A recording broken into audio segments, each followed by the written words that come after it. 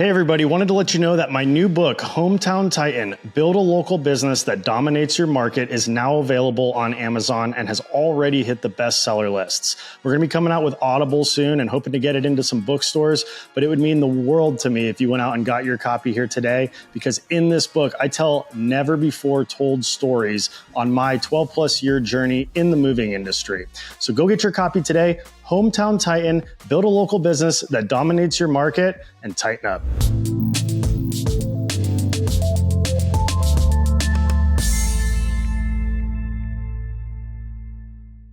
What is that market fit? And it's not everybody, bro. Not everybody is your customer, because if everybody's your customer, nobody's your customer. Like, most of us start at zero, and we've got to build from there. Here's another thing I'll tell you on the sales training side. If you're worried about those price sensitive customers, you can compete against yourself in the sales process, right? I'm going to back up for a second. In my book that's coming out called The Hunter Head Game, I talk about the 3 waves of technology that has happened to small businesses. So let me break that down for you guys first. At Two College Brothers Moving and Storage, we're proud to be Team Smart Moving. This CRM has been a game changer, helping us become more profitable than we've ever been. I love all the features: sales automation, drag and drop scheduling, and especially the reporting. I can see our top referral partners, lost leads, and profit per job. Everything. It's all there. Before we had a CRM, everything was in spreadsheets and a shared calendar. I was running myself ragged and barely breaking 10% profit. It's not like that anymore. In 4 years with Smart Moving, we've 4x'd our revenue, and because the business is running smoothly, I get to spend time on other things, like talking with you wonderful folks on this podcast. Whether it's your first CRM or you're ready for an upgrade, Smart Moving is the software I recommend. It's truly the smartest move you'll ever make. Check them out and use my link at smartmoving.com/Wade. That's smartmoving.com/Wade to get 1 month free. All right, everybody, welcome back to the Grow Your Moving Company podcast. I'm your host, Wade Sweikel, founder of Two College Brothers Moving, Storage, and Franchising, as well as the Titan Retreats and Tighten Up Training. And today's guest is somebody that I actually heard on one of my mentors' podcasts, Tommy Mello. Today's not guest. It's one of Tommy's guests that I connected with after hearing a great episode and learning a lot about all the cool things that he's doing. And I'm really excited to bring on Mr. DJ Carroll to the Grow Your Moving Company podcast to talk about some of the things that he knows about home services, as well as some of the technology startups that he's involved with. DJ started his first business at the age of 18. It is called Easy Pro Exterior Cleaning, that he still runs remotely today. He currently lives on a bunch of land out in Kentucky outside of Louisville, and he is now involved in a startup called Ollie, which is a tech startup. He's also involved in real estate, has got a real estate portfolio, and was recently named USA Today's Top 10 Entrepreneurs of 2024. DJ, thank you for coming on to the podcast. I'm excited to learn as much as I can about everything that you've going on with home services, technology, how you kind of bridge the gap between the two. But first, for the listeners, just in your own words, kind of tell me your backstory. How'd you get started in business at such a young age, and where is that business today? And just kind of walk me through what your journey's looked like. Yeah, I appreciate you having me on, Wade.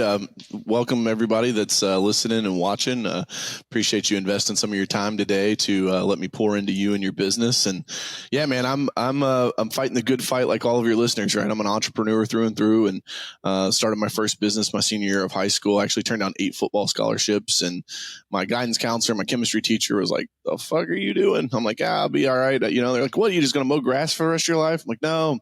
It actually started out as Yard Smart Lawn Care and Landscaping.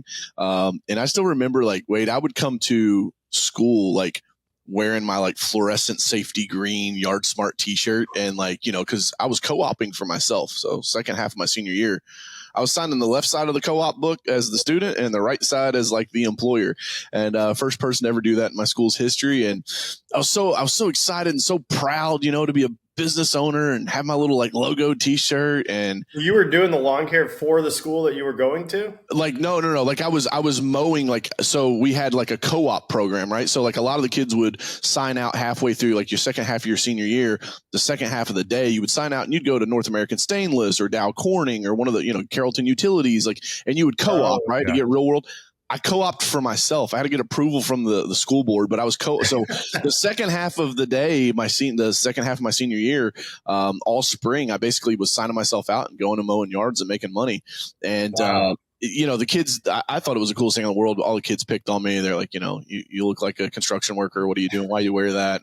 And, who's laughing now, I guess. But, it's just, it's who I am, man. I just love business. I love sales. I love entrepreneurship, and I love entrepreneurs. Like I love getting to jam out on podcasts and pouring out and giving back. And if we can help with a couple people today, man, that's awesome, man. It'll be well worth my time.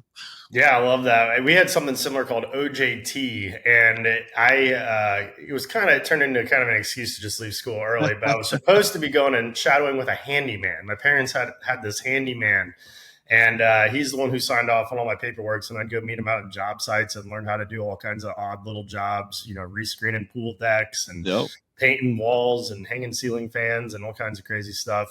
So it was ultimately a good experience, but he kind of got to the place where I was just this little like thorn in his side. And he's like, you know what? I'll sign off on your paperwork. You don't even have to come out here anymore. So I'd be like, hey, works for me. Senior year, like I'm going to go to the beach or something. Yeah. But that's awesome that you're able to basically employ yourself and get the school to approve that entrepreneurial venture at such a young age. And I know exactly what you're saying because I started my business in college a few years after you did. And I was like kind of afraid to tell my fraternity brothers and my classmates that I was like trying to pursue this business. I thought they'd be like, what are you doing? Like, go get a safe and secure job. And I was like, I can't, I got to move furniture. Like, this is what I want to do. So people thought I was crazy, but that's cool to hear that you had that similar experience at an even younger age. Like walk me through the journey. Cause obviously you're not in the lawn care space as much anymore. Yeah, I grew that. Yeah, no, I grew that to about $3 million in revenue and sold it. Don't freak out. Like it's lawn care, margins are razor thin. I didn't make a ton of money. I'm still working, but it was an exit that I got under my belt, and I transitioned into power washing and window cleaning, which is where I created the Easy Pro brand, and I still own that to today. And we're doing projects. I've got a crew in Naples right now. I've got a crew up in Fort Wayne, Indiana. I've got a crew in Cincinnati. We do projects on some of the biggest properties all across the Midwest and Southeast. Notably, probably, FC Cincinnati Soccer Stadium, that was a 6-figure power washing project.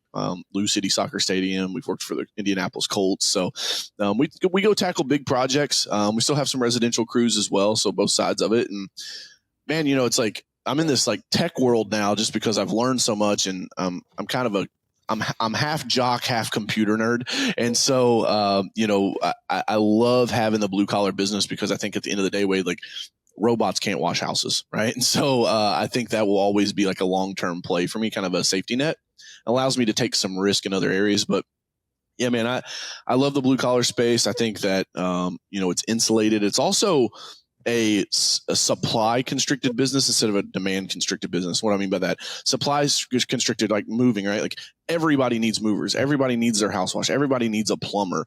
The only constriction on the business really is finding enough guys, getting them trained and put them in trucks, right?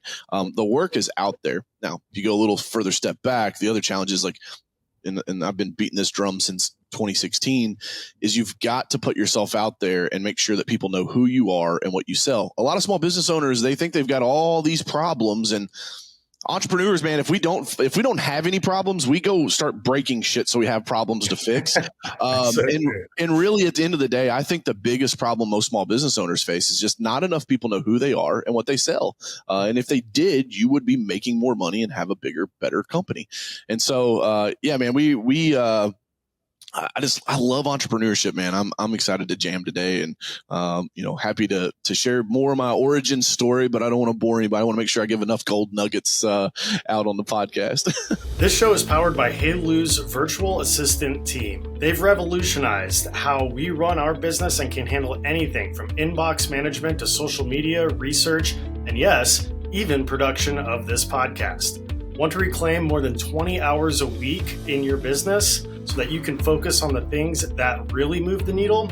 Use our link in the description to get started with your own dedicated VA with Hey Lou. And thanks to Hey Lou for powering the Grow Your Moving Company podcast. Yeah, absolutely. Well, one of the biggest struggles I've found in the moving industry is that it's a low barrier to entry, but it's a high barrier to success. Similar to, I would imagine, lawn care and power washing or exterior cleaning.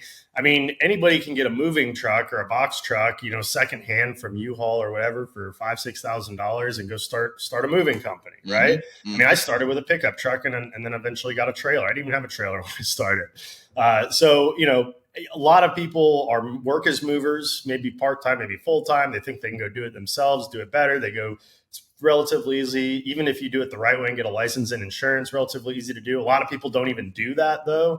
And they're just going out and thinking that they don't even need it. And especially in Florida, the Department of Agriculture regulates everything. And they're just so backlogged with more important things that a lot of fly-by-night movers pop up and slip through the cracks unregulated. And that's who a lot of legitimate companies who have real costs and hire W-2 employees and have insurance and everything else compete against. And I imagine you're kind of in a similar space, and you started in a similar space. Anybody could go buy a lawnmower or pressure washer and basically get started. And I'm sure to do it the right way, there's a lot more that goes into it. But how have you overcome that kind of commoditization of the low barrier to entry home service business model?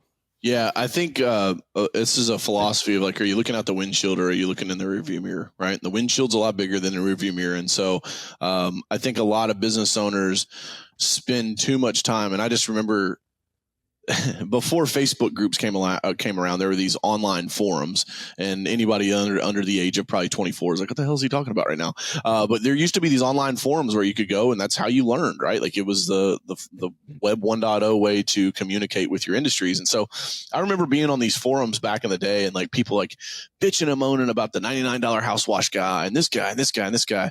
And I just always remember going, man, I could put my time, effort, and energy on focusing on that. Or I could say, hey, man, if enough people know about me, my pipeline will be so full that those guys don't even matter, right? Like I'm not even worried about them. And so this is why my book that's coming out in June, The Hunter Head Game, this is why I wrote this book, is because it really is a lot of business, man. 80% of business for the entrepreneur is a head game. I meet a lot of guys that have successful businesses, but they're just a scrambled egg fucking mess, man. Like they're all over the place. They can't focus. They're checking this thing, 19 times per minute. Like it's ridiculous. And I think that a lot of times, instead of focusing on like, man, how do I compete with this guy? It's like elevate your brand to say, I work with customers that would never hire a guy like that. If he showed up in a truck with 4 different tires, it's like, they're going to tell him to go home, right? You're going to show up without a uniform. They're going to tell, if he's peeing in their bushes, like they're kicking him off the property. Right. And I think this in the tech world, I've learned a lot that I can come back now and share with the blue collar guys. There's a thing called product market fit in the tech space, and it's making sure that your tech product has market fit. And so I think when you talk directly to your audience, right, the moving companies, think about where your market fit is for your product, right, your service or your product. What is that market fit? And it's not everybody, bro. Not everybody is your customer, because if everybody's your customer, nobody's your customer. Right. You can write that one down if you're taking notes, listen to this. If everybody's your customer, nobody's your customer, because you have to figure out where's your niche? Like, what are you working on? Right. Maybe you're only helping out of state people, so you work exclusively through realtors and get referrals for people moving out of state. Right.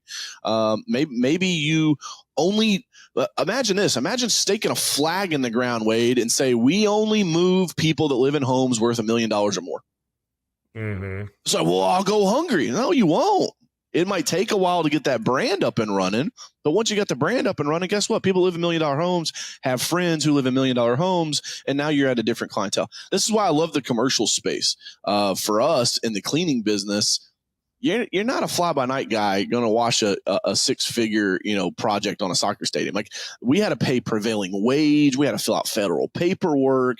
Some of that creates a barrier to entry, right? Like, sure, you can buy a pressure washer, but like, if you don't have the admin staff to do some of that, that's going to keep that out of the bidding process. And actually, the FC Cincinnati, we were the only person to bid on it. because it was such a high barrier to get into those projects. So again, I'm always a big fan of like zigging when other people are zagging, and then not spending time worrying about the uncontrollables. Control the controllables, right? You're right. Somebody's getting laid off today and they're going to the eBay auction and they're buying that budget rental truck, box truck for $5,000, and they're going to be a moving company tomorrow. You can't control that. All you can control is the customer service, the customer experience that you provide in your market to make you stand out. And that's why I'm such a big fan of brand, dude. Like it's the differentiator when all things are equal, and it's going to become even more of a differentiator as AI continues to work its way into businesses. Yeah, I can't agree with you more on that. And I was just thinking about this the other day. In the moving industry, there's an abundance of leads. I mean, everybody has to move at some point, whether they live in the projects or they live in the multi-million-dollar waterfront mansions. Like at some point, they're going to need the service done. And a lot of people can do a lot of it themselves, but a lot of people can do just about anything. A lot of people can cook, a cheeseburger themselves, but they still order it on Uber Eats to their doorstep. And so it's finding that right buyer. And I mean, if you look into our CRM, it comes pre-stocked with a whole list of probably a couple dozen lead providers that they've partnered with that you can just flip a switch and turn them on and start getting leads. But salespeople hate those leads because they convert at such a low rate, because they're basically running pay-per-click campaigns and not targeting any specific segment of the market. So anybody who needs to move is clicking on those leads that may or may not be willing to pay actually any money. And then the moving company owner is the one paying for them to make that click, when they could be any kind of just tire kicker looking for somebody, some chuck in a truck, paying, $20 an hour per guy or whatever, that, from somebody who doesn't run a real business or doesn't know anything about business. And it's not targeting those higher end, more affluent customers that care more about the quality and less about the price. So moving company owners are like, why would I spend money on these leads when they're just going to want the lowest possible price, and I'm competing against 10 other people that are paying the lowest possible price? Well, don't spend money on those leads. Go out and find the people that are living in the high value homes and study their activities and their behaviors and who they associate with and what they're looking for,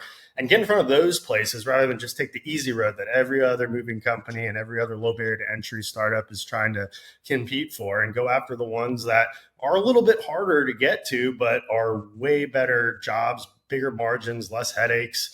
And I feel like that's really the way to grow your business. So we're experimenting with a lot of more technologically savvy, targeted marketing sources that are that lift that barrier to entry to get in front of some of those customers. And that's kind of sounds like what you're doing in the technology space a little bit too.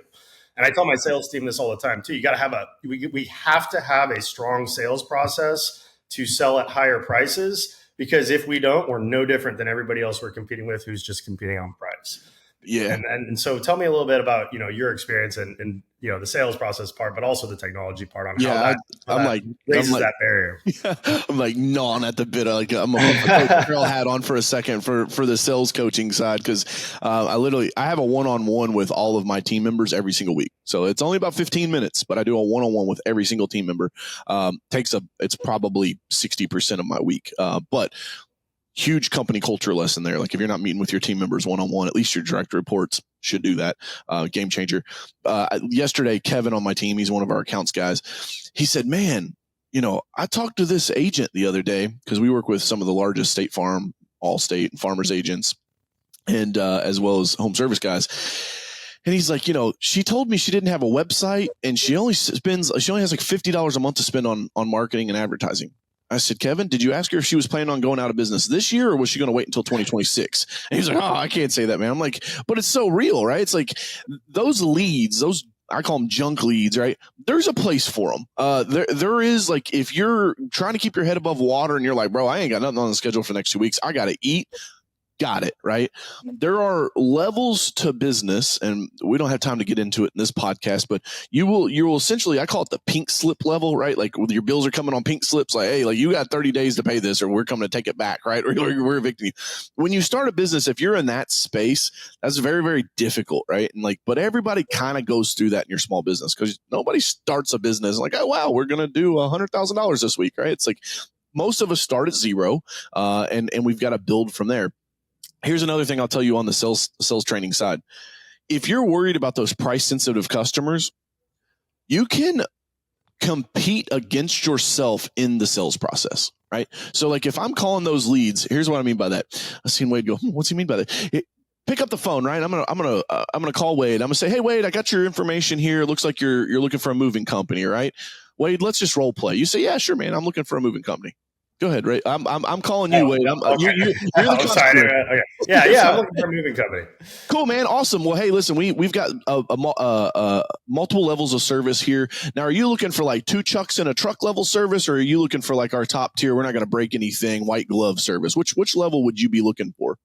Yeah, I don't want to pay too much money, but I want somebody who's going to do a good job and not break my things. No, totally get that, right? I mean, nobody wants to have their things broken when they're moving. Let me just tell you, like our 2 chucks in a truck level, like they're not going to be uniform, man. They might be peeing in your bushes. There's a million guys that operate at this level, and like we don't even really like to service customers like that because most people don't like to be serviced that way. But if you're interested, I mean, I can price that out so you can look at it. But what I would really steer you towards, if you care about your things, you care about us being on time, you care about us being professional, licensed, insured, all those things that you would expect from a true professional moving company, that's going to be on our premium level side. So again, Wade, which one of those would you like me to explore with you today? Yeah. Is there any kind of a program in the middle? Yeah, absolutely, man. Let's do this. If I walk you through our premium level service, I think you'll be wildly surprised that it's actually not as expensive as you're probably thinking right now. And when you consider your time and what your time's worth with your family, and listen, let's face it, man, you got utilities you got to transfer, you got schools you're maybe changing if you got kiddos. There's a lot of things going on. It's probably going to be worth the peace of mind for us to take this off your plate. So do you got about 10 minutes so I can kind of walk you through our process right now? Yeah, I got about 10 minutes. Fantastic. There we go, right? So what I just do there, I went ahead and said, hey, let's just get the chuck in the truck question, like that whole conversation out of the way up front. Let me go ahead and now, if Wade would have said, nah, man, I'm just looking for somebody with a truck. I got about $200 to spend. I got to get moved. Well, there's a thing, ladies and gentlemen, in the small business world called qualifying your prospects. Right. And a lot of small business owners don't do this, but it's like saying, hey, Wade, I actually don't think we're probably the best fit for you. I would recommend you probably check out a handyman service or something like that. They may be able to help you a little better. Right. Cool. Off. Right. You're done. This happens to me. I actually have a Christmas light business as well. And so we do this in the Christmas light business. We have a $1,500 minimum. And so people are like, Wade, it happens every year, man. 2 out of 3 phone calls are disqualified. We take their contact data because I want to put them on marketing base. But 2 out of the 3 customers that call in, they're disqualified because they go, $1,500?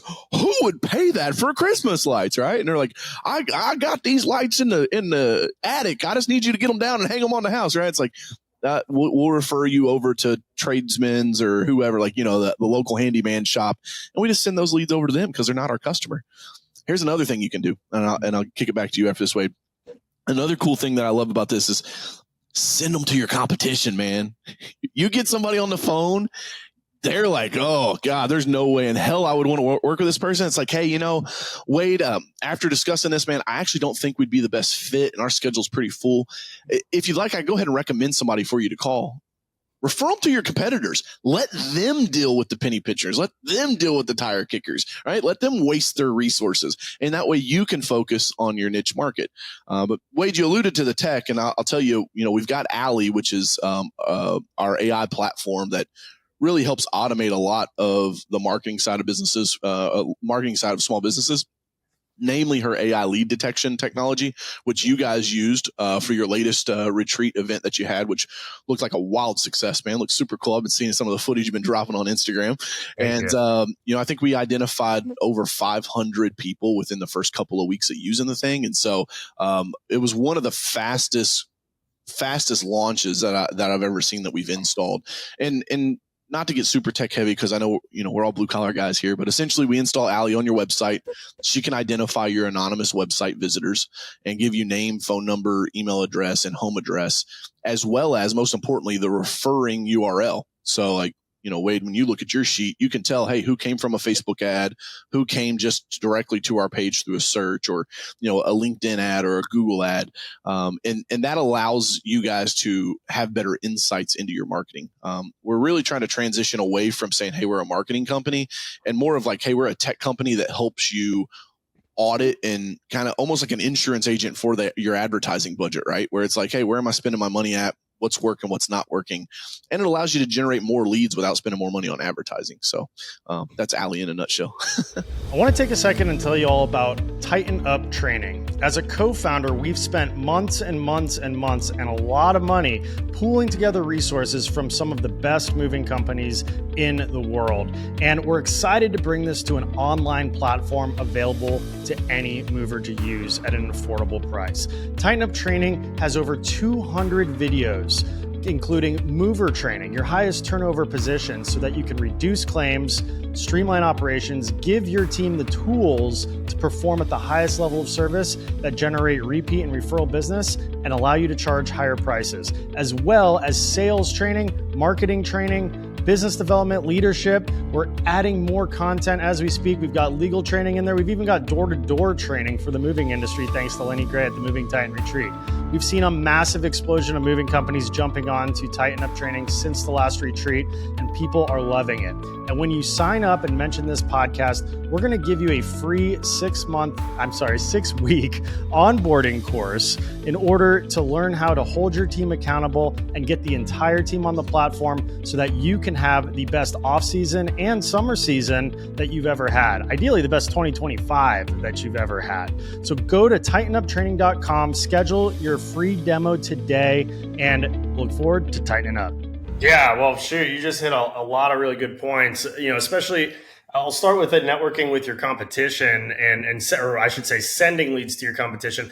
I'm a huge proponent of networking with your competition and making friends with the good guys in your industry. Yeah. Because the whole referral thing. Sometimes we get booked up, sometimes they get booked up. We want somebody good that can still take care of our customer. That we want to provide a consultative approach when we're talking to somebody. So if we're not the best fit for them, whether it's because we're booked or because they're not willing to pay our prices, well, hey, I know 6 other companies in the area that might be a better fit for you. And I kind of, I don't know what the best way to say this is, but in kind of a competitive way, I guess, sending them the headache customers and the tire kicker customers. I mean, hey, we're sending you some business. It's up to you if you want to take it on, and you can send it to the next person. But then they get booked up with those headaches, and you can focus on helping your own people. But also too, for the ones that you truly are actually friends with, they say keep your friends close and your enemies closer. And not to say that my local moving company competition are my enemies, but because some of them run great businesses and are great guys. But you never know what's going to come up. Sometimes somebody has an employee. Just yesterday, a competitor texted me and said, "Hey, I got this guy applying. He said he worked for me. What's the story on him?" And I sent it over to my ops managers who manage that guy directly, and they'll figure out if it's going to be a good fit over there. Because it's the same thing with employees. Sometimes they're not a good fit at your company. They might be a good fit at somebody else's company. Maybe it's just because they live closer to somebody else's company. And you want to, be able to have that mutual sharing relationship. I mean, we could go into co-ops and order, purchasing power and ordering materials together and getting bulk pricing and doing stuff like that too. I mean, we all use the same stuff. Somebody has a truck that they're trying to sell. So there's a lot of benefits, I think, to networking with your competition. But I like that idea of qualifying the customers. And then if you know somebody that might, maybe they're just starting out and they want those smaller jobs, you can send it over to them. And then, when they grow a little bit, or if they get a job too big or they can't do out-of-state moves, they could send you over those moves, that are more in your wheelhouse, that are a little bit better for an established company. So I think, there's an amicable way to do that. But also at the same time, why fill up your schedule when you know that you can fill up somebody else's schedule with somebody that you don't want and that they might want. So that's right. I love it. I love that. And then going back to the Alley stuff, what I thought was so cool about that is we, on our moving company website, we get between 10 and 20,000, sometimes in the summertime, more than that, website visitors each month. And we're only capturing like 5 to 10% of those website visitors as leads that are filling out a form or calling in. And I'm like, what are all these other people doing coming to our website? We're a moving company. Like, who goes to moving company websites for fun if they're Just to not hang like out. looking to hire a moving company? And with Ally, Right. you can literally get the IP address skip traced of all the people that are going on there and find ways to either remarket to them or cold call, not cold call because they've already seen your site, but call them because you have that contact information. And what we did for the Hometown Titan Retreat when we were testing this out is we had a team of 5 VAs calling everybody who came onto the site that didn't buy a ticket. And it eliminated the friction of having to get them to fill out a quote form, because every single line that somebody has to fill out and take action on creates friction and reduces your chance of capturing that lead. And with Ollie, you don't even necessarily need to do that. However, one thing, somebody who doesn't have 5 VAs calling out to these people, and especially on a high traffic website like our moving company, that's a lot of data. I mean, 10 to 20,000 visitors a month, you need a pretty big team. I mean, assuming the average salesperson is only going to call 75 to 100, calls a day. If they get on a conversation with somebody, then it's probably going to be less than that. But you would need a very large team to handle that much web traffic. What other ways can we leverage that web traffic that we're able to skip trace that's coming onto the site? Yeah, so this is my jam, man. So you either need a really big team or you need kick-ass automation installed, right? And what do I mean by that? I'm going to back up for a second. In my book that's coming out called The Hunter Head Game, I talk about the 3 waves of technology that has happened to small businesses. So let me break that down for you guys first. The first wave was access. And that was when the internet came online, right? And like, if you guys are old enough, you remember Y2K, everybody turned their computers off because like we thought they were all going to get fried. The access wave allowed us to get information in a way that was never possible for human beings, right? My very first sales coach that I hired when I was 20 years old, I found him on YouTube, right? And this would have been in 2009. I found him on YouTube. I go or reach out to him. I'm like, hey, I think I need some sales training. I've never had a sales job. I'm like trying to get this business off the ground. I had a mentor told me like nothing happens in a business until a sale is made. So I'm like, okay, well, that's probably where I should start. And the guy's like, yeah, it's $6,000 for 6 months. I'm 20 years old. He's like, what credit card do you want to put that on? Like, dude, I don't have a credit card that's got a $6,000 limit. I'm 20. Like, I lied about my age when I got this credit card 2 years ago, right? And so he let me write him 6 $1,000 checks, postmark them, and mail them to him. And then he coached me for 6 months. Best investment I've ever made in my life.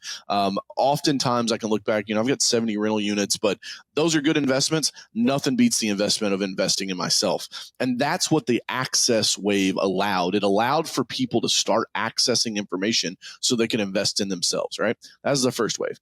The second wave was the attention wave, which was social media. It allowed the small business owner to take this thing right here and have a studio in their pocket so that they could talk to their customers with no gatekeeper. Because when I started my business in 2007, like Facebook was kind of coming around, but it wasn't really mainstream yet. Dude, like I went to the local newspaper and put an ad in the newspaper. And then when it didn't work and I went back to Jeff, the publisher, and I'm like, Jeff, what the fuck? I gave you $600, dude. Nobody called me. He was like, well, I guess you should run it again. I'm like, the fuck? What is that? Like how you go out of business? You just keep doing that until you don't have any more money.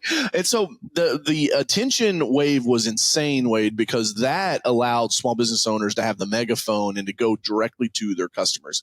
This third wave that's coming right now, we're in the middle of, it's not coming, it's here, is the artificial intelligence. And so back to your original question, now that we know that framework, these leads that we're generating, I just pulled your sheet up. We identified 947 suspects from your Hometown Titan Retreat website. Why do I call these suspects and not prospects? To me, a prospect fills out a form or calls you, right? There's a certain layer of intent. If I had my whiteboard, I'd draw all this out, but maybe we'll save it for another session. But for us, it's a suspect when somebody, we call them looky-loos. They found you somehow, right? There is some sort of brand awareness because they're on your website. Like people don't just like stumble around the internet anymore, right? They're mainly on social media platforms and then they'll exit and go out to a website. Maybe they're on a Google search, they exit and they go out to a website. When these people come onto your website, I consider them a suspect. And so Allie is like this cross between like Mr. Magoo, Carmen Sandiego, and like all of like 2,000 years worth of wisdom because she's AI, right? And so that's how we're able to track these people. We get their information, we show them, and like I'm looking here, man, like the fourth one back, there's a affiliate link on the back side of it with a Facebook click ID. Like, so I can tell like who was it that was like pushing this person directly to your site, right? We've got an integration set up with you. So these are going straight into your Go High level so that you guys can manage them inside of your CRM. And yeah, the 1.0 version, pick up the phone and call them. Here's what I'll tell you. Most people don't answer their phone anymore, right? I saw a meme the other day. It was like, can you believe that 15 years ago, we spent our last $3 to buy a new ringtone, right? Of like the latest, craziest song. And now like my phone hasn't rang for 10 months, right? It's like it stays on silent. So like it's hard to get through to people. And what I really think it's also kind of odd if like you're calling these people and you're like, Wade, this is Coach Carroll. I saw you were on my website last night. I was seeing if you got all the information you were looking at. You know, it's like, it's kind of creepy, right? It's like, whoa, how'd you know I was on your website, bro? So what I actually love, and we just didn't have time to do this with you because like you guys were in the throes of it. You're like, hey, let's throw this thing on, see if it works. It worked. Almost 1,000 people identified. But it's creating a long tail. When I say long tail, I'm talking like 12, 18 months long tail email sequence, drip campaign that goes out to them. And this isn't like the shit you get in the mail from your realtor that's like, you know, spring is here. Here's your cleaning checklist. Like nobody fucking cares about that. Tell them about stuff that actually matters, right? So, you know, what I would do, a lot of times entrepreneurs, we get so high on ourselves that we think like our stuff is the best. One of the things that you can do, the best resources you can send to your list is stuff that other people created that you actually think that would be valuable. So if you're a local moving business, right, in Nebraska, I don't know a town in Nebraska. Let's pick a different one. St. Louis, Missouri. You know, what we're doing is like, we're saying, hey, let me go find something about the Bands and Barbecue event. And like, I'm going to hit my list because I know all my people are local. Wade, your list is a little different because these people are all over the U.S., but they're probably small business owners, right? So like maybe you can go find something from Dan Martell or from, you know, Michael Gerber, right? Is like, hey, I just found this blog post Michael Gerber put out, like wanted to send it to you, thought it might be valuable. And people are like, well, you're driving a website to somebody else. Like you're driving traffic. The internet's evolved. People have evolved. It's not about just like hammering your email list to get them to buy. Like you have to build relationships. It's how business is built.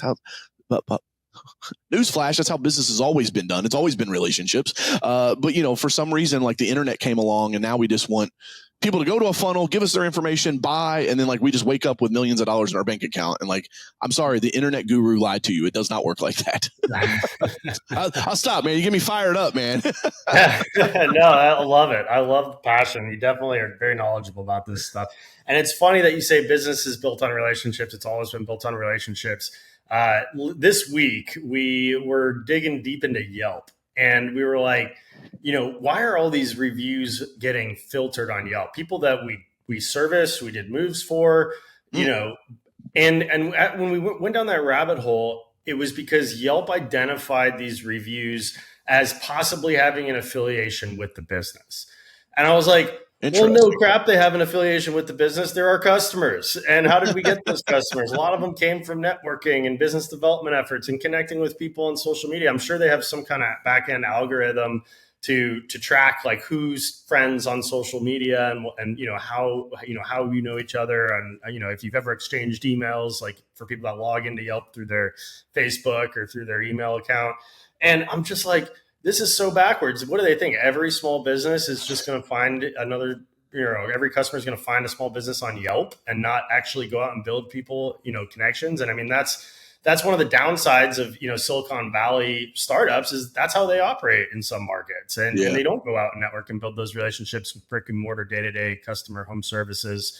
They think that everybody just finds you on their platform or online through some digital marketing avenue, but it's really not the case. I mean, that's one of the things, you know, I can go on a hour-long rant about Yelp, but you know, I think that's why we're going to win with Alley. Like there's only about like 6 other companies that do what we do. I think we've got the best data, the best platform for it. And it's just like super easy, right? Cause like I'm blue collar. Like I come from this. And so like, I think that's why I was like, when we were like, hey, let's build my dev team, developers want to develop. So they're like, let's build this cool big ass system. And I'm like, hey, how about we just like drop the fucking info on a Google sheet? Like, ta-da. Like, it's like sometimes, man, just because you can with technology doesn't mean you should. Right? Like I get it. We all can't be running around with paper invoices anymore. All right. I'm buying into that. But it's like sometimes, man, I don't know about you guys, but like we use a couple of different softwares where they're shipping new updates, new products like once a quarter. And I'm like, stop. I didn't buy all this other shit. You're just confusing my team and making me have to create new training. And like, there's just more stuff. It's overcomplicating. I'm a big fan of keep it simple, stupid, because then it keeps it bulletproof. And I'll also tell you, Yelp, do you spend money with them? Like, do you guys advertise? No, there you go. We have, and that's part of kind of going back to what I was saying is it serves your ad in front of a bunch of unqualified buyers and a bunch of non-targeted ideal customers, and so specifically to the reviews though, I would call them. More than likely, they're filtering some of those out because you guys aren't paying them anymore. They say they don't do that, but we all know, Yelp isn't really to be trusted. They've proven that. Yeah, I'd be like, well, we'll let the Better Business Bureau figure that one out, right? When I report your ass. Like, it'd be pretty funny how quick those reviews probably come back. The BBB even did that to me back in the day. We used to be like paid accredited. So it was like A+ accredited. I stopped paying them. They took my rating down to an A-. So I called them. I was like, hey, why am I A- and not an A+ anymore? They're like, well, you're not accredited. I was like, okay, you can take the accredited part off, but I'm still an A+ rated business. They're like, well, I don't know. I was like, okay, well, how about I call, like to Frankfurt and see what, they want to look into this, because that sounds like a pay to play system, which is illegal. Hey, guess what? I'm A+ rated again, right? So like sometimes, man, you just got to push on people, and a lot of people nowadays and age, they hate confrontation. So like, you raise your voice a little bit to somebody, you can pretty much get your way. Yeah, no, they hate it unless it's behind a keyboard and they don't have to actually like talk to somebody with a tone of voice and go look them in the eye. Keyboard cowboys, man. That's right. Well, cool. So with Ali, how are you skip tracing the data? Because there's some other companies, in the moving industry, we're really big on listing data. When people list their homes for sale, when they go under contract, that's a big marketing avenue for us, to where we can send them direct mail. You can go door knock them. You can, we're finding digital ways to serve those people with their IP addresses that are tied. But some of that information is hard to get, or legally there's barriers. Yeah. And so there is a couple companies, I think, now that have started to skip trace listing data to find out name, phone number, email, people listing their homes or going under contract. Yep. But I'm just curious how the whole skip trace world works. Like, how are you skip tracing website visitors? And I know there's probably some secret sauce to that. So as much as you're willing to share with the audience, and I know we've had some conversations about it too, but how accurate is that phone number, email? What all data does it find? And like, where's it coming from? Most of you have heard me talk about Moversville and the power of their email marketing service that has helped us increase leads by over 112% over the last year. But have you heard of Moversville Connect?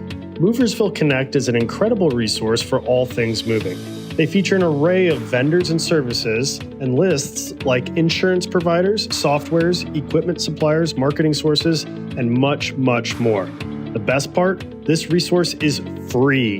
Go check out Moversville Connect today by going to moversville.com and clicking Connect.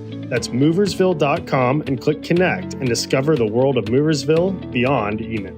Yeah, so it's kind of like asking McDonald's, like, what's in their Big Mac sauce? It's like, I think there's some Thousand Island dressing in here, but I don't know what else, right? So I'll kind of give you that answer. We basically use a combination of their mobile device ID and their IP address if they're connected to Wi-Fi. And then we can match that back to our partners at the credit bureau to pull the data. So the information that you get sometimes, maybe Wade's on the website, but like if the internet in his home is in his wife's name, like we may actually populate the wife's name. So like there could be a miscommunication there. And again, none of these other companies that do this will give you this granular information. Like, no, it's perfect all the time. No data is ever 100% perfect. We're trying to do the best with what we have and the tools that we have, right? So sometimes the names may be off. The email addresses are 99.9% deliverable because they are personal email addresses. Like, dude, I'm looking at your last 4 that are on here: at Comcast.net, at Earthlink, at Hotmail, at Gmail, at MSN.com. Like, these are people's personal emails that they've had for a really long time. And a lot of the competition that we have out there, they can only trace it back to a B2B. So like they'll find like the business that was on there and give you the business email, or some of them, one of the competitors, like they just tell you the business name and that's it. That's the only information they'll give you. So the email addresses are 99.9% deliverable.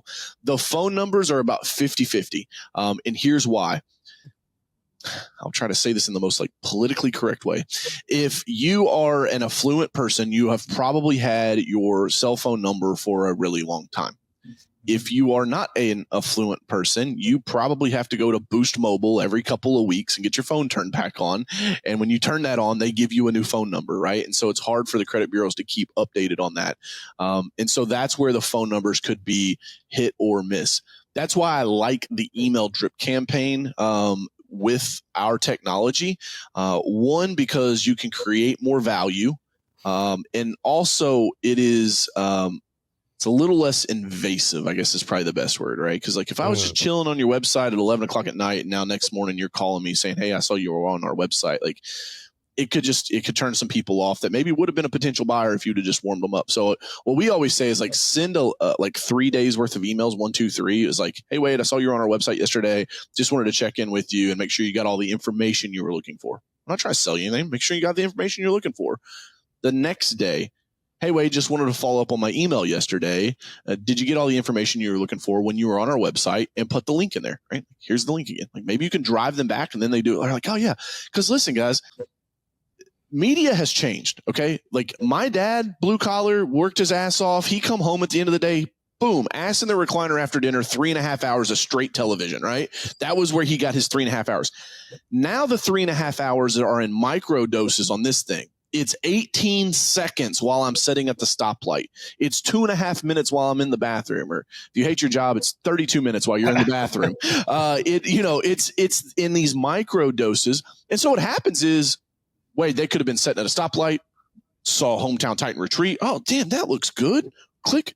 Oh, man. Oh, light screen. Turn the phone off. Boom, they're gone, right? And so, like, we don't really know the activity, how these people find us, where they come from. You can see it in the referring link as if, like, they came from Facebook or whatnot. But I think the biggest thing here is, like, that's why we say email first is really how Allie is built to be able to build that relationship. And then you have those phone numbers, if you really want to reach out, and you're hungry for that. But again, these are suspects, not prospects. And the whole plan here is, like, we help you identify more leads, potential leads, without spending more money on advertising. Like you didn't install Allie and then have to go spend an extra $1,000 on your Facebook ads. You were already spending the money. You're already driving traffic. We put Allie in. We just start capturing some people. And then the last part I'll say, and I'll kick it back to you. There were several of these that came through that when I looked in your CRM, they had purchased a ticket. So it's like, cool. Now I have the referring URL. I know that person right there came from a Facebook ad and then bought the ticket, right? Because maybe a lot of businesses aren't great at collecting that data, right?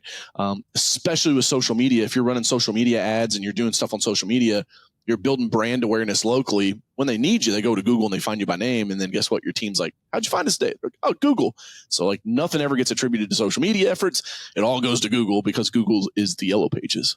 Yeah. And then Google, you don't know if it was LSA, PPC, if it was map pack, organic. So it's like, even that isn't a great answer. At least it's somewhere, it's something. But and a lot of times people saw the trucks, they saw 3 other pieces of marketing, and then they Googled you, and then they said they came from Google. Or they Googled movers and saw your name, and like, oh yeah, I've seen those guys around. That's it. So that's that top of mind awareness, right? That you have to play with. Enough people have to know who you are and what you do. So I'll give you guys another give, is you should have word track training to the people that answer your phones. And I'll just let you know right now, AI agents are coming to take this job like within the next 6 months. We just launched Allie on my phone system for Easy Pro. So I know you guys will blow it up, but you'll have fun with this. If you want to call us and play around and listen to her, it's 502-732-6363. It's 502-732-6363. We just launched it. We're recording this April 25th. So like there's bugs in there. We had to figure it out. But funny enough, man, yesterday I was listening to one of the calls that came in. It was a sales guy trying to sell insurance, right? And he wanted to sell us general liability. And by like the fifth response in, he goes, wow, you're like really good AI. Like he was like talking to this, talking to Allie. It's like, this is crazy. But the word track that you guys should use is, how'd you find us, or what made you call us today? That's the better question. What made you call us today? Because now you're learning intent, right? What made you call us today? How'd you find our phone number? Have you seen us on social media before? Have you seen our trucks or our guys in the community? Collect data points. When your phone rings and somebody's like, yeah, this is Tina, I want to get moved. You're like, I got a mover. All right, let's go. Right. It's like, no, slow down, get some data points from Tina. Hey man, what made you call us today? How'd you find our number? Have you seen us on social media before? Have you seen our trucks and guys out in the community? That will let you start putting markers on some of the activities that you're doing, because Tino's might say, oh, yeah. You guys moved people 2 doors down from us. It's like, all right, well, fuck, we're not putting out yard signs. Maybe we should start putting out yard signs, right? Like if Tina saw us and then she went to Google, right?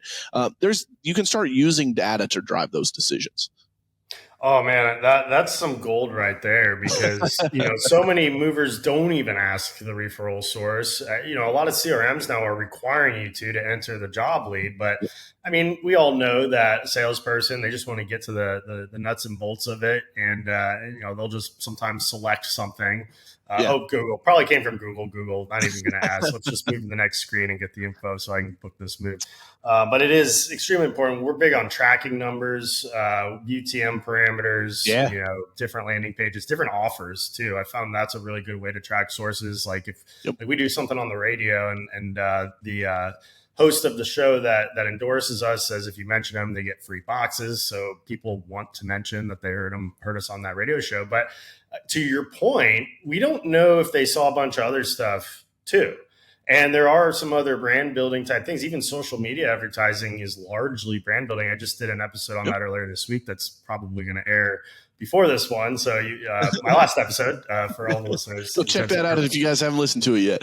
Yeah, but I mean, he'll even say like, yeah, it's largely a branding play, but we should generate some direct leads, and we're going to retarget people that found you some other way. But it's even that's largely a branding play. So I mean that's great info, and having some kind of a system. The voice agents are here. There's our title sponsor for our next moving Titan retreat is Supermove, and they launched recently a voice agent service. And one of my friends in Oklahoma City who has a moving company sent me a recording of the call, and it's pretty good. It still sounds a little bit like AI. Yeah. I think people are going to start getting more and more used to that, but I also think the AI is going to start getting better and better to where it will, hesitate and say, and sound like more of a natural conversation, but it's pretty good. And it allows companies now to have more phone coverage. And I think, you say 6 months, I was saying like another year or two, but maybe it will be in 6 months. Like inside salespeople probably aren't going to be needed very much. And the problem that we run into with inside salespeople is that we really only use them for our smaller jobs. And so there's not a lot of commission opportunities unless they're just booking a crazy volume. Whereas our outside guys are going after the big, 5, 6 figure, well, sometimes 6 figure, but mostly, 4 or 5 figure jobs. And their commissions are still really nice. And there's still a lot of people that like to have that face-to-face in-person consultation estimate. And I don't think that necessarily is going to go anywhere anytime soon, but especially in our industry. But the over the phone things are, and for what we can afford to pay an over the phone local agent in the office, I mean, when you average out what they're going to sell in the year and what our sales budget is, it's like $18 an hour, not counting any commissions. Yeah. And if you start paying commissions on that, you're going to go over budget and be paying, an inside salesperson to book your least profitable jobs too much. So I mean, it's been a challenge to find people. It's a very entry level job. You don't really attract a ton of sales talent that are super motivated, eager to learn, unless they're just starting out in the workforce and they want to work their way out to get some of those bigger jobs. So, the AI agent system could be a huge solution as inflation goes up, but it doesn't keep up with what we're able to charge for services to be able to make that a commission-based job. I've also found VAs can be very helpful with that, and in other parts of the world where cost of living is lower to serve as those. But then you run into some other issues with time zones and accents and things like that too. But I'm excited for that. How does Easy Pro utilize the Alley software and the skip tracing? Yeah, so we have it on all of our websites. So I've rolled up about 9 different power washing businesses over the years, and so we've got kind of like localized presence, kind of like PE firms do with HVAC companies. We kind of have these like localized presence, and so Alley's on there. I do want to say one thing, Wade, about these AI agents and what a lot of people, especially me as a business owner, your people that are listening. The biggest difference, sure, it'll save you some money. It's going to be cheaper than Linda in the office. Sure, maybe it's it kind of sounds like AI. Maybe it gets better and says we actually have ours trained to say So like if you call in, it's like, Wade, cool. Can I get your last name? You said Wade's your first name. What's your last name? And it's like, so we've built that in there so it sounds more humanized. Here's the biggest thing, man. Tina in your office right now that answers the phones every day. She is probably great. Been with you for a decade. Hands down, one of your best employees. People love her. She gets on the phone. Guess what? Tina eventually has an argument with her husband on a Thursday morning before she comes to work. And it's no longer, it's a great day at Two Brother College Moving, blah, blah, blah, blah. How you doing? Right? It's this is Tina. How can I help you? Right. And she's not as joyful that morning. She's probably got a little shorter of a fuse because her husband pissed her off. Right. Put the damn toilet seat down. Like there could be we're humans, man. We're not perfect. And where these AI agents will take over is they do the exact same thing every single time you ask them to do it. Right. Now, there are edges, as they call them in the technology, that, sure, they can go to the edges. But I'll give you one. I have an agent that's built right now that every morning at 5:30 a.m. scans CNBC, Bloomberg, and Fox Business to find what the biggest, like the top news story is across those 3 sites. And then it's trained on my over 1,000 YouTube videos, so it knows my brand voice. And it writes me a long form text post that I can use on any platform, right? Social media post about that, opinionated, and puts it in my draft folder in my Gmail so that when I wake up in the morning, my first social media post of the day is waiting for me right there every single morning. It's these little things. Like my daughter's 2, Wade. She's going to grow up. My son will be here in 4 weeks. My wife's about to have our second baby. So I'm super excited about that. Thanks, man. But like my kids are going to grow up in a world that is just built with AI agents all around them just to make their life easier and better, right? Like my daughter is going to look at me at some point and go, Daddy, tell me how it was to live in the 1900s. Like you guys actually had to call and make reservations at restaurants. You what? Like you guys had to go out to dinner? Like what? Like, it's going to be a completely different world, man. And it's coming fast. Like we're in it. That's why I say 6 months. Cause like we built this bot, in the last couple of weeks and launched her because it's one of the services we're going to start offering.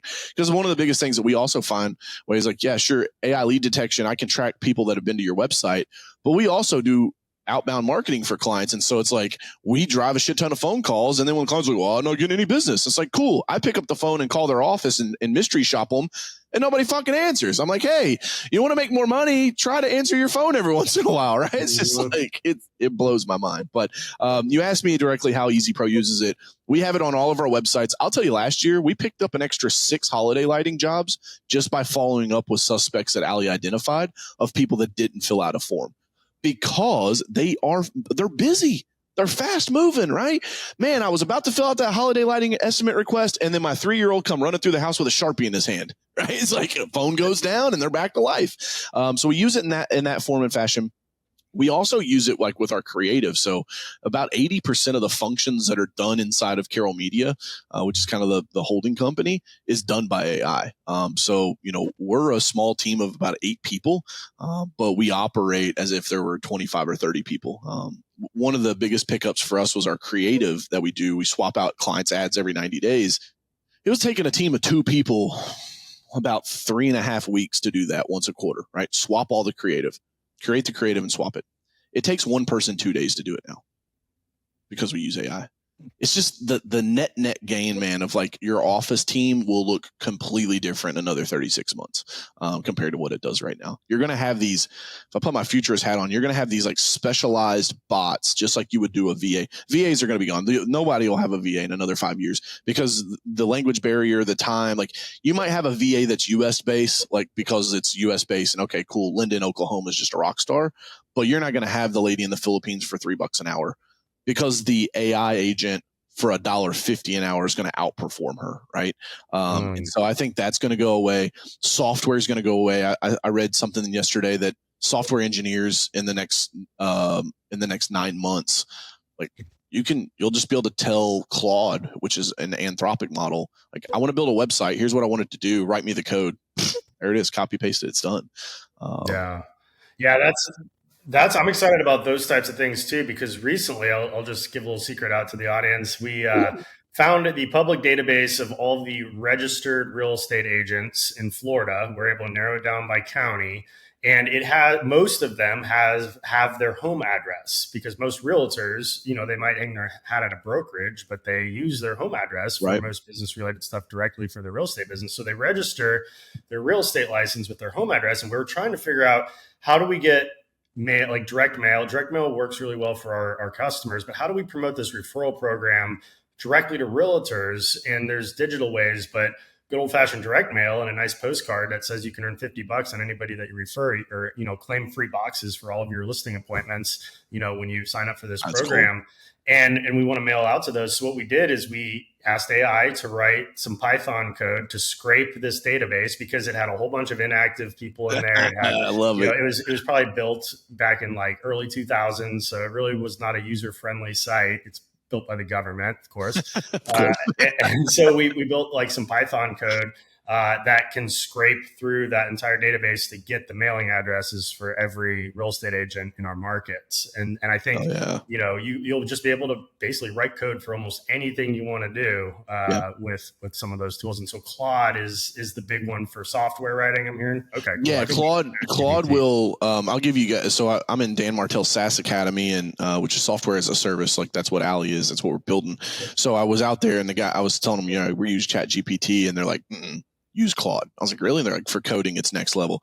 Came back, told Andy, our head of tech and innovation. I was like, hey man, use this other platform. He was trying to write a script inside of Adobe. He'd been working on it for like 2 months, couldn't get it figured out. Was trying to use ChatGPT. 2 prompts to Claude. He's got it fixed. So yeah, Claude with Anthropic is next level. It's much better, much more higher level thinking, higher level reasoning, and the coding. If you want creativity, I'm with OpenAI on that. But we build on Llama, Gemini. The new Gemini that just came out is pretty big. But I nerd out on this stuff, man. I asked ChatGPT the other day. I said, how many hours do you think I've worked with you? And it was like analyzing. It was like, based on our prompts, I would say between 300 and 400 hours. I was like, okay. Wow. So, it's like anything in life, man. You're not going to be an NBA player and only dribble the basketball on the weekends, right? Like you gotta, and at the end of the day, man, my mission, like I'm trying to help these small businesses not be a statistic. So like I'm putting my time and effort into doing stuff that can really save them and really make a difference, because for the first time ever, dude, the little guys have the upper hand. Branding, it's always been that way, right? Like the big companies always wanted to be the small companies always wanted to be the big, but like we have technology now like we've never had before. And so, it's exciting stuff. And I'll tell you one other thing. You talk about inbound, outbound agents. I'm working on one of those right now that will literally just dial. It can do 1,000 dials an hour outbound to apartment complexes for Easy Pro, and just says, hey, this is Allie. We're calling on behalf of Easy Pro. We're a fellow member of the apartment association. Wanted to see if you guys had a need for any power washing or window cleaning this year. Wow. Just says no. Okay, have a great day. We'll check back with you next year. If they're like, yeah, actually, we're looking for bids on that. That's it. I'm fishing, right? Like, when you go fishing, like one, you got to throw your fishing line in, right? A lot of people like their businesses fail because they never even got the line in the water. But then it's like, you can't just put the line in the water one time and then be like, well, I guess they ain't biting today. It's like, nah, bro, you got to cast it, change the lure out a little bit, right? Like you got to try different things, but like this will allow us to like again, man, those outbound dials that everybody hates. And I don't know if anybody's hired any, like I'm a millennial, but like, I don't know if you've hired these Gen Zers, bro. Like they hate talking on the fucking phone. So like another 10 years from now, there isn't going to be anybody that even wants that job. There's a book called The Earth is Flat or The World is Flat. It's not like the crazy flat earther guys. It's like talking about how the world's been flat with the internet. And it says in the future, the factory of the future will have one man and one dog. The man is there to run the factory, and the dog is there to make sure the man doesn't touch anything, because it's just going to be fully automated. But what I'm really excited about, man, and this is my belief, and so maybe some of your audience are like, I don't like DJ now. I think, man, it's like going to allow women to be moms again, to maybe not even have to be in the workforce anymore. I think we're going to return to a thing where it's like you do get to go to the park with your kiddos on a Thursday now. Like sometimes, Wade, I wonder if we really should be living as fast as we do right now. It goes back to that saying, like, just because you can doesn't mean you should. And I know I'm happiest, man, when I'm holding little Willow's hand and we're just walking around our farm out here, being grounded and just, being in the moment. I think we've lost a lot of that. So I'm super bullish on humanity, super bullish that AI is here to help us. It's going to help us, live a better life in the next decade. Love it. And I definitely want to talk more about these outbound agents and these inside agents that Ali can offer. I didn't even realize that was being developed, and I'm excited for that launch. And let's talk offline about some more of that. But for anybody who wants to reach out to you and explore all the capabilities that Ali offers, or just connect with you in general, maybe get, work with you on the coaching side, what's the best way to get in touch with you? Yeah, so coachcarroll.com, 2 R's, 2 L's. I've got plenty of like low ticket courses. If you're new or you're just getting started, don't have a ton of money, I want to be an access point to help you. I don't sell, $5,000 courses. They're all low ticket. I want to help people out. There's even some free ones on there that my teams help me put together. So coachcarroll.com, hashtag Coach Carroll. If you want to find me on any social media, I think we're like 25,000 on Instagram, 12 or 13 on Facebook and YouTube. We got tons of content out there to help you guys, tons of free stuff.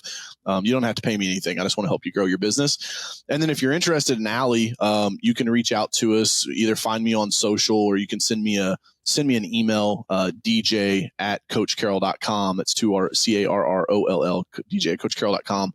And maybe we can put a link in there in the show notes, but just shoot me an email. And, since you're a friend of Wade's, I'll even hook you up with like a 15-day, $1 trial. So you can try Ali out on your website and see some of these cool results. Cause man, this is going to be a game changer for so many small businesses. And again, like sometimes, man, like there's a lot of businesses that two extra clients a month would be a game changer, right? 2 extra clients a month means like my kid's wearing new cleats this year for baseball instead of like the cleats from last year. Like that's the kind of shit that matters to me, man. I'm big on being family first. And so, yeah, any way we can help you guys. And then if you guys are in the cold calling space, phenomenalphonecalls.com is my free cold calling book. It's a gritty guide to closing big money deals over the phone.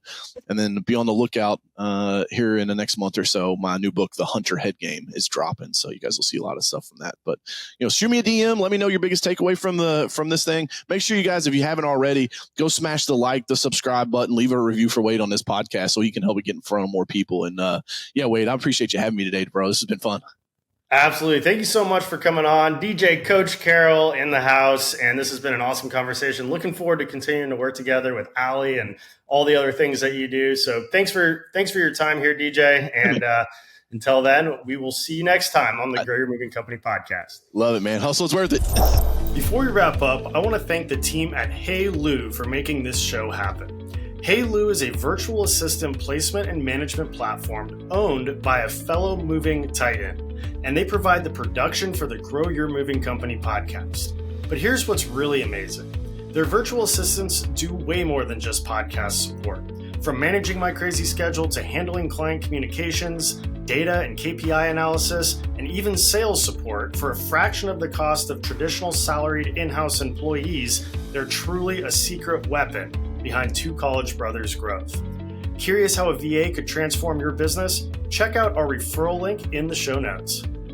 Thank you for tuning in to another episode of the Grow Your Moving Company podcast. If you would like to learn more about any of the sponsors listed on this show, want to apply for the next Moving Titan retreat, or interested in owning or working for Two College Brothers franchise, drop me a line at wade@twocollegebrothers.com. Moving out. Have a great day.